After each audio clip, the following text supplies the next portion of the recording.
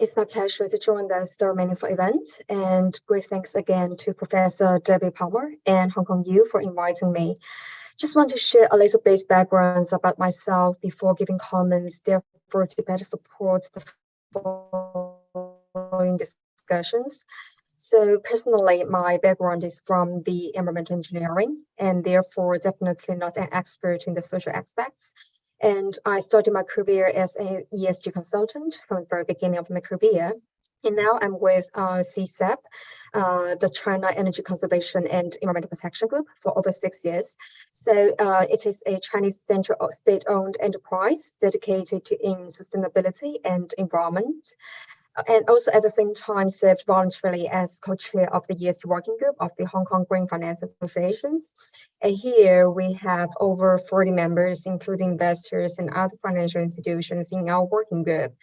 So during my past project experiences at CSAP, there are two main areas of work that we have been continuously engaged in the ESG journey of the China markets. One is participations in the key developments of ESG-related regulations, and the other one is provision of ESG advisory for both public and private sectors in the APAC region. And as we are discussing about the ESG-related tools which may stimulate the ESG investments for the Belt and Road Initiative, which actually also requires certain policies and standard support, I also would like to share what we have observed during ESG-related policy development in China, besides the international policy developments Anthony just shared at the very beginning. So as many of you may be aware that China is relatively in an early stage in developing its ESG and sustainability policies. They actually came into force rapidly in the recent years.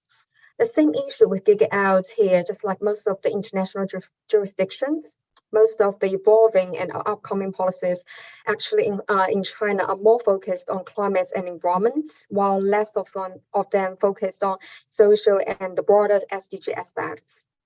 And for the investors and bank sides, the regulations from regulators such as the People's Bank of China are more focused on climate-related risk. And for the corporate sides, one of the latest developments on ESG reporting requirements was from the Ministry of Ecology and Environment in 2021. Corporates that are those with material environmental risks and listed issuers who violate environmental laws have to publicly disclose their environmental and climate-related information. But it has no exposures on social science as well. And until very lately, the state-owned asset supervisions and administrations is working on developing a ESG disclosure guide for central state-owned enterprise held listed companies. It might be an important step towards the full concept of ESG from the mainland China side. And besides ESG regulations, major developments are also in the green and climate finance areas, just as per Dr. Ma's sharing, including like updates of the Green Bond Supporting Project Catalog and setup of climate finance related standards. So one observation is that for China, the topic on green and climate is heavily prioritized. And the other aspects, including like the social ones.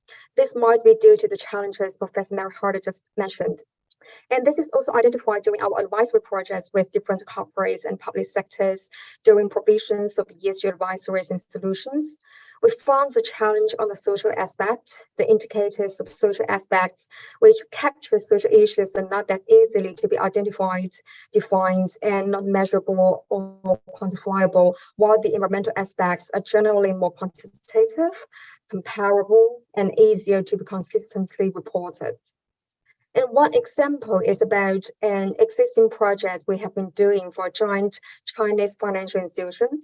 They have needs to build up their branding image in local communities where they actually operate in as a proper way to stimulate their B2C businesses. We did preliminary studies on setting up its own community investment and shared value strategies, including like a dedicated fund for shared value initiatives, among others. Nevertheless, they're still at a very early stage of such community participations, and internally at the management level, like a clear and scientific understandings and approach on how to structure its own shared value strategies. To some extent, also reflecting the challenges we're discussing here today. Therefore, I think it's definitely great to have the chance of hearing from Professor Mary Harder about the approach of value institute. From the sharings, I understand that the key points of current challenges of social indicators in sustainability assessments that we need to make it we need to make intangible things tangible, make it localized, and also find the way of measurement. So after learning about the overall approach and methodologies, one question I might want to follow up on is that how the results or suggestions concluding from the scorings and rankings of certain categories of scenarios from the Revalue Institute can actually transfer into maybe quantifiable and financially meaningful indicators for the investment decision-making process. So this would be an interesting topic for further research, and it will also be great if we can share more with our members in the ESG working group of Hong Kong GFA to understand more on the social topics, which are on their wish list, but currently the regulators give less weight for.